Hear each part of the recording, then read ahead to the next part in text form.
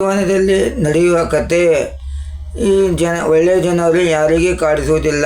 ಕೆಟ್ಟ ಜನಗಳು ಭಾಳ ಮಂದಿ ಇದ್ದಾರೆ, ಒಳ್ಳೆಯ ಜನರು ಕಡಿಮೆ ಇದ್ದಿದ್ದಾರೆ.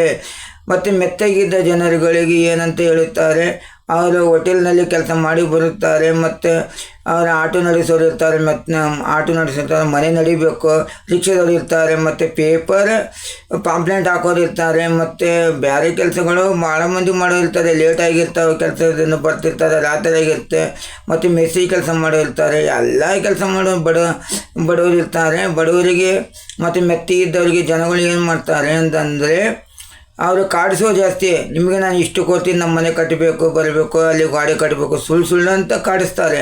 ಮತ್ತು ಪೇಪರ್ ಪಾಂಪ್ಲೆಂಟ್ ಹಾಕೋದವ್ರಿಗೆ 5,000 ರೂಪಾಯಿ ಕೊಡ್ತು ಅಂತಂದು ಹೇಳ್ತಾರೆ, ಇಲ್ಲಿ ಬಾ ಅಲ್ಲಿ ಬಾ ಅಂತಾರೆ. ಎಲ್ಲ ಬಡವ ಜನಗಳಿಗೆ ಮತ್ತು ಮೆತ್ತಗಿದ್ದವರಿಗೆ, ಗೌಗಂಡಿದ್ದ ಜನಗಳಿಗೆ ಯಾಕೆ ಕಾಡುವುದಿಲ್ಲ ಅಂತಂದರೆ, ಅವರಿಂದ ಏಡುಗಳು ಬೀಳುತ್ತಾವೆ. ಮೆತ್ತಗಿದ್ದ ಜನಗಳು ಮತ್ತು ಬಾಯಿ ಸೊತ್ತ ಜನಗಳು ಮತ್ತು ಜನ ಇದ್ದವರಿಗೆ ಕಾಡಿಸೋದಿಲ್ಲ. ಒಳ್ಳೆಯ ಜನ ಕಡಿಮೆ ಇದ್ದಾರೆ, ಕೆಟ್ಟ ಜನಗಳು ಜಾಸ್ತಿ ಇದ್ದಾರೆ. ಭಾರತ ದೇಶದಲ್ಲಿ ಇಂಥ ಜನಗಳಿದ್ದಾರೆ, ಅವರಿಗಿನ್ನ ಗೊತ್ತಾಗಲ್ಲ ದೇವರು ಯಾವ ಥರ ಶಿಕ್ಷೆ ಕೊಡ್ತಾನೆ. ಮತ್ತು ಅವರಿಗೆ ಎದರ ಮಾತಾಡಬಾರದು. ಅಂಥವ್ರಿಗೆ ಸುಮ್ಮನೆ ತಲೆ ಬಗ್ಗಿಸಿ ಬಂದು ದೇವರಿಗೆ ಬೇಡಿಕೊಳ್ಳಬೇಕು. ದೇವರಿಗೆ ಶಿಕ್ಷೆ ಕೊಡು ಅಂತಂದರೆ ದೇವರು ದೊಡ್ಡ ಶಿಕ್ಷೆ ಕೊಡುತ್ತಾನೆ. ದೇವರ ಹತ್ತಿರ ಇರುವುದು ಶಿಕ್ಷೆ ಏನಂತಂದರೆ, ಕೈ ಮುರಿಯೋದು, ಇಲ್ಲ ಆಕ್ಸಿಡೆಂಟ್ ಮಾಡಿ ಕೈ ಹೋಗೋದು, ಒಂದು ಇಲ್ಲಾಂದರೆ ಕಾಲು ಹೋಗೋದು, ಕುಂಟಾಗಿ ಮಾಡ್ಬೋದು, ಕೈ ಹೋಗ್ದಂಗೆ ಮಾಡ್ಬೋದು, ಅವನಿಗೆ ಸಾವನ್ನು ತರ್ಬೋದು, ಅವನಿಗೆ ಮತ್ತು ಅವನಿಗೆ ಮನೆಯಲ್ಲಿ ಕಾಡುವುದು, ಮತ್ತು ಅವನ ಹತ್ರ ಹುಚ್ಚನಾಗಿ ಮಾಡುವುದು. ದೇವ್ರ ಕೈಯಲ್ಲಿ ದೇವ್ರಿಗೆ ಬೇಡ್ಕೊಂಡು ಏನೋ ಆದರೂ ಶಿಕ್ಷೆ ಕೊಡು ಅಂತಂದರೆ, ಇಷ್ಟು ಶಿಕ್ಷೆಗಳು ದೇವರ ಹತ್ರ ಭಾಳ ಇದ್ದಾವೆ. ದೇವರಿಗೆ ಬೇಡಿಕೊಳ್ಳಬೇಕು. ಅವರಿಗೆ ಎದುರು ಮಾತಾಡಿದರೆ ಮತ್ತು ಮೈ ಮೇಲೆ ಬರ್ತಾರೆ. ಈ ಭಾರತ ದೇಶದಲ್ಲಿ ಬಾಯಿ ಸೊತ್ತರು ಬಡವರು ಮತ್ತು ದುಡಿಯೋಕೆ ಹೋಗಿರ್ತಾರೆ, ಮನೆ ಕೆಲಸಕ್ಕೆ ಹೋಗಿರ್ತಾರೆ, ಮತ್ತು ಅವರು ಮನೆ ಕಟ್ಟೋ ಕೆಲಸಕ್ಕೆ ಹೋಗಿರ್ತಾರೆ, ಹೋಟ್ಲ್ ಕೆಲಸಕ್ಕೆ ಹೋಗಿರ್ತಾರೆ, ಮಾಲಕರು ಲೇಟಾಗಿ ಬಿಟ್ಟಿರ್ತಾರೆ. ಆಟೋದವರು ಮತ್ತು ನಮಗೆ ವ್ಯಾಪಾರ ಆಗಿಲ್ಲ ಅಂತ ನಿಂತಿರ್ತಾರೆ. ಅವ್ರಿಗೆ ಅಲ್ಲಿ ಹೋಗೋದು ಬಾ ಇಲ್ಲಿ ಹೋಗೋಣ ಬಾ ಅಂತಂದು ಬೆದರಿಸೋದು ಅದು ಮಾಡ್ತಾರೆ. ಆ ಥರ ಮಾಡಿದರೆ ಅವ್ರಿಗೆ ಏನಂತ ಬರೋಂಗಿಲ್ಲ ಅಂತ ಹೇಳ್ಬೇಕು. ಅವ್ರು ಸುಳ್ಳು ಹೇಳಿ ದುಡ್ಡು ಕೊಡ್ತೀವಿ ಜಾಸ್ತಿ ಅಂತಂದೇಳಿ ಎಲ್ಲನೂ ಒಯ್ತಾರೆ.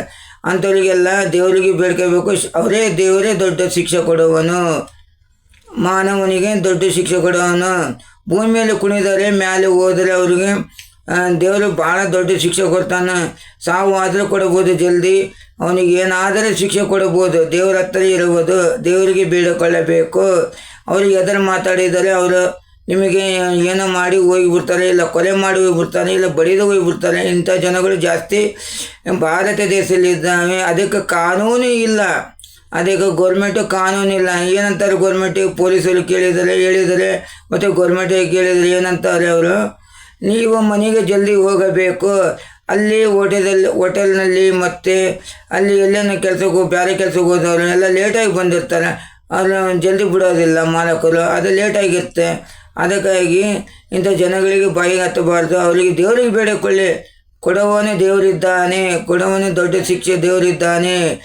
ನಿಮ್ಮ ಕೈಲಾಗಿಲ್ಲ ಅಂತಂದರೆ ಗೌರ್ಮೆಂಟ್ ಕೊಟ್ಟರೆ ಅವರು ಅಲ್ಲೇ ಸಾಯ್ತಾರೆ. ಅವರಿಗೆ ದೊಡ್ಡ ಶಿಕ್ಷೆ ಕೊಡುವವರು ಇದ್ದರೆ ಅವರಿಗೆ ಕಾಡುವುದಿಲ್ಲ. ಯಾಕಂದರೆ ಇಂಥ ಜನಗಳು ಜಾಸ್ತಿ ಭಾರತದಲ್ಲಿ ಹುಟ್ಟಿದ್ದಾರೆ. ಇದನ್ನು ಚೆನ್ನಾಗಿದ್ದರೆ ಲೈಕ್ ಮಾಡಿ, ಎಲ್ಲರೂ ಶೇರ್ ಮಾಡಿ.